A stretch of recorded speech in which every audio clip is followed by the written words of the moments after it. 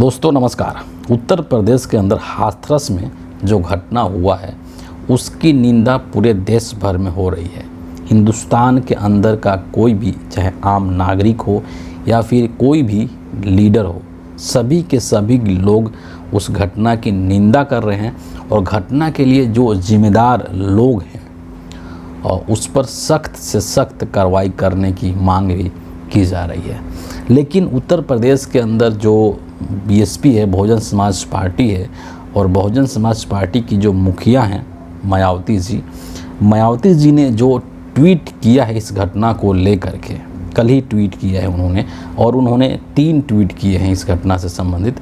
उसके बाद एक नया विचार या एक नई बहस शुरू हो गई है एक तरीके से कि क्या मायावती जी सेल्फ गोल कर रही हैं इस घटना पर ट्वीट करके, या क्या मायावती जी अपने जो दलित वोट बैंक हैं उनको नाराज़ कर रही हैं इस ट्वीट के माध्यम से, है ना। ऐसा क्यों कहा जा रहा है और क्यों इस तरीके की चर्चा चल पड़ी है, इसी की आज पड़ताल इस वीडियो में करेंगे। और सबसे जो पहला ज़रूरी चीज़ है वो है कि जो मायावती जी ने 3 ट्वीट किए हैं उसको यहाँ पर एक बार देख लिया जाए, तभी हम चर्चा को आगे बढ़ा पाएंगे। मायावती जी कहती हैं अपने ट्वीट में कि देश में गरीबों व पीड़ितों आदि को अपनी गरीबी व अन्य सभी दुखों को दूर करने के लिए हाथरस के भोले बाबा जैसे अनेक और बाबाओं के अंधविश्वास व पखंडवाद के बहकावे में आकर अपनी दुख व पीड़ा को और नहीं बढ़ाना चाहिए, यही सलाह है। ये पहला ट्वीट है। दूसरा जो ट्वीट है जो उन्होंने किया है इसी क्रम में, उसमें कहती हैं कि बल्कि बाबा साहब डॉक्टर भीमराव अंबेडकर के बताए हुए रास्तों पर चलकर इन्हें सत्ता खुद अपने हाथों में लेकर के अपनी ताकत खुद बदलनी होगी, अर्थात इन्हें अपनी पार्टी बीएसपी से ही जुड़ना होगा, तभी ये लोग हाथरस जैसी कांडों से बच सकते हैं जिसमें 121 लोगों की हुई मृत्यु अति चिंताजनक है। तीसरे ट्वीट में ये कहती हैं कि हाथरस कांड में बाबा भोले सहित अन्य जो भी दोषी हैं उनके विरुद्ध सख्त कार्रवाई होनी चाहिए। ऐसे अन्य और बाबाओं के विरुद्ध भी कार्रवाई होना जरूरी है। इस मामले में सरकार को अपनी राजनीतिक स्वार्थ में ढीला नहीं पड़ना चाहिए ताकि आगे लोगों को अपनी जान ना गंवानी पड़े। ये मायावती जी ने ट्वीट किया है 3, जिसके बाद ये विमर्श चल पड़ा है कि क्या मायावती जी सेल्फ गोल कर रही हैं या फिर क्या मायावती जी अपने जो दलित वोट बैंक है उसको नाराज़ कर रही हैं। ऐसा क्यों कहा जा रहा है, इसके पीछे एक ठोस कारण है, और ठोस कारण ये है कि जो बाबा हैं जो कि भोले बाबा के नाम से प्रसिद्ध है, मैं आपको बता दूं कि ये एक स्वयंभू संत हैं, खुद को संत कहते हैं, उपदेशक हैं। नारायण सरकार हरि उर्फ इनका नाम कई सारा है, एक नारायण सरकार हरि भी है, या इनको भोले बाबा भी कहते हैं, या फिर इनका जो असली नाम है वो सूरज पाल है। और ये जो बाबा हैं बेसिकली ये दलित समुदाय से आते हैं, ठीक है। और मायावती जी की जो एक छवि है, जो इमेज बनी है न सिर्फ उत्तर प्रदेश के अंदर बल्कि पूरे देश के अंदर, वो एक दलित नेता के रूप में है। और ये भी कहा जा रहा है कि ये जो भोले बाबा हैं सूरज पाल, इनके जो भक्त लोग हैं, जो इनके फॉलोअर्स हैं, जो इनको फॉलो करते हैं, इनके जो अनुयायी है, उसमें अधिकांश संख्या दलितों की ही है। तो अगर मायावती जी इस कांड को लेकर के, हाथरस कांड को लेकर के, या जो ये भोले बाबा हैं इनको लेकर के कमेंट करती हैं और इनके ऊपर हमला करती हैं, इनके ऊपर कड़ी से कड़ी कार्रवाई की मांग करती हैं, तो कहीं ना कहीं वो जो दलित वोट बैंक है उसको रुष्ट करने का, नाराज़ करने का काम कर रही हैं मायावती जी। मोटा मोटा आपको यही बात यहाँ पर समझना है। लेकिन सबसे बड़ा जो सवाल है कि आखिर ये घटना क्यों हुआ है ना, ये बहुत सोचने वाली बात है। और मैं आपको एक चीज़ यहाँ पर बता देना चाहता हूँ, जब इसका प्रसंग चल रहा है तो ये जो घटना है 2 जुलाई को हुआ है, और जिस जगह पर ये हो रहा था सत्संग कह लीजिए या उपदेश देने का जो प्रवचन का कार्यक्रम हो रहा था, वहाँ की जो कैपेसिटी थी वो तकरीबन 80,000 के आसपास थी, और जो वहाँ पर जो भीड़ थी, एक्चुअल जो भीड़ थी, वो बताया जाता है कि 2.5 लाख से अधिक लोग वहाँ पर मौजूद थे।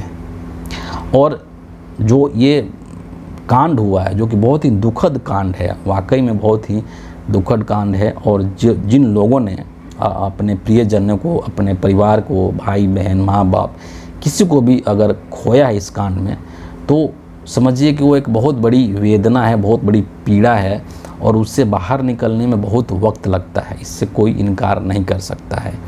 ठीक है, ये जो भगदड़ मची वहाँ पर, जिसकी वजह से यह घटना हुई, जिसमें कि तकरीबन बताया जा रहा है कि 121 से अधिक लोग मृत्यु को प्राप्त किए हैं, वो लोग, वो जो बाबा है ना, जो भोले बाबा है, उसके पैरों की मिट्टी लेने के लिए, सोचिए आप कि उसके पैरों की मिट्टी लेने के लिए जो वहाँ पर श्रद्धालु ही कहेंगे, है ना, इकट्ठा थे, वो भागे, और उस भागने के वजह से वहाँ पर भगदड़ मच गई, और उसके वजह से ये सारा जो है कांड हो गया।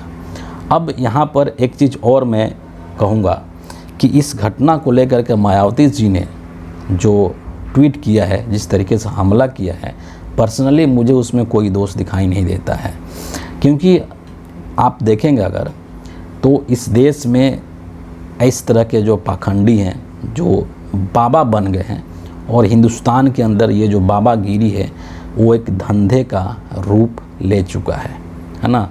करोड़ों करोड़ों रुपया इन बाबाओं के पास होते हैं, और पब्लिक में आकर के प्रवचन देते हैं कि ये सब मोह माया है, धन एकत्रित मत करो, धन के चक्कर में मत पड़ो।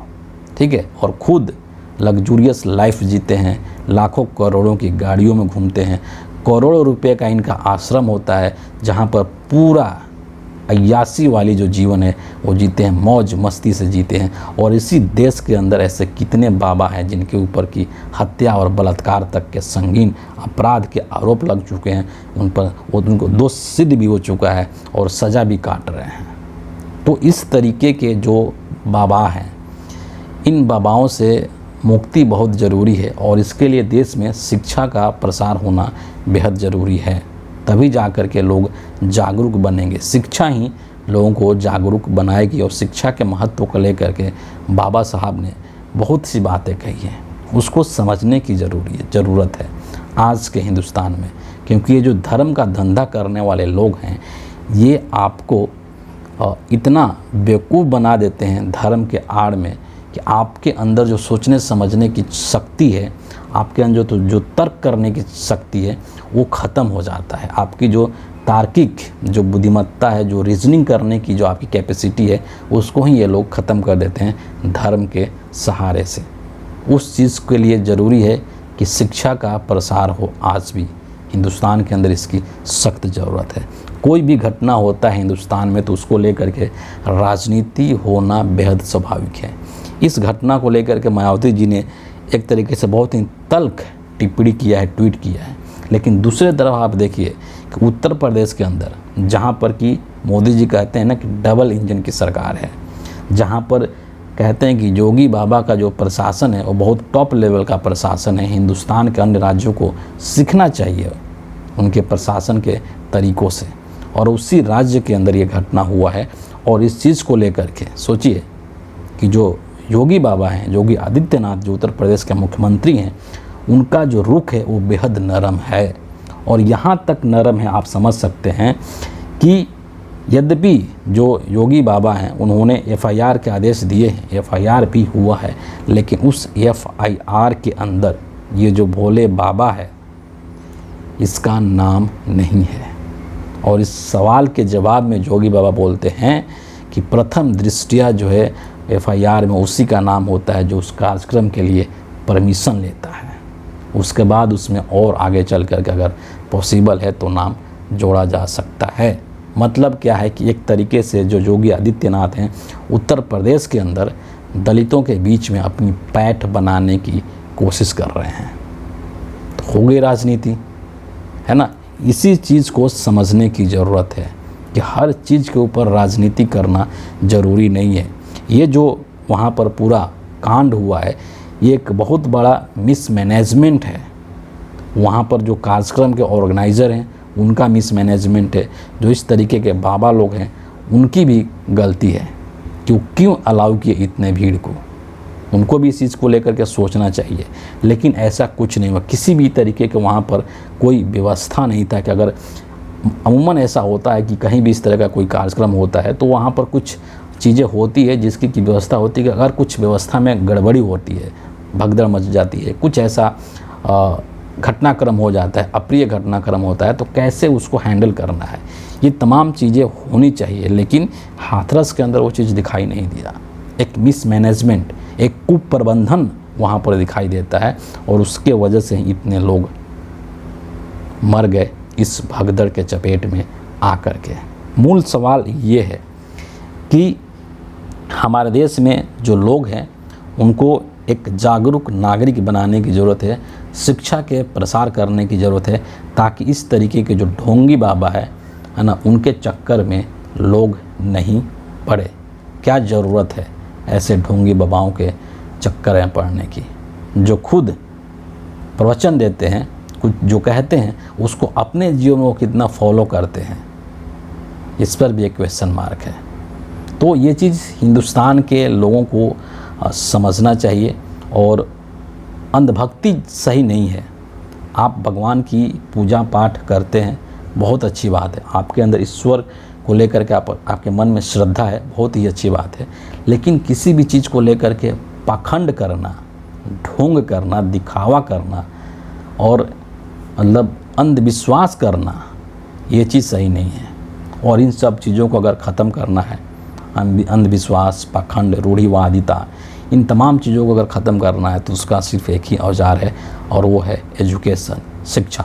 शिक्षा के माध्यम से लोगों को जागरूक बनाइए और इस तरीके के जो पाखंड है उससे मुक्ति पाइए। फ़िलहाल इस वीडियो के लिए इतना ही है। आप सभी का बहुत बहुत धन्यवाद।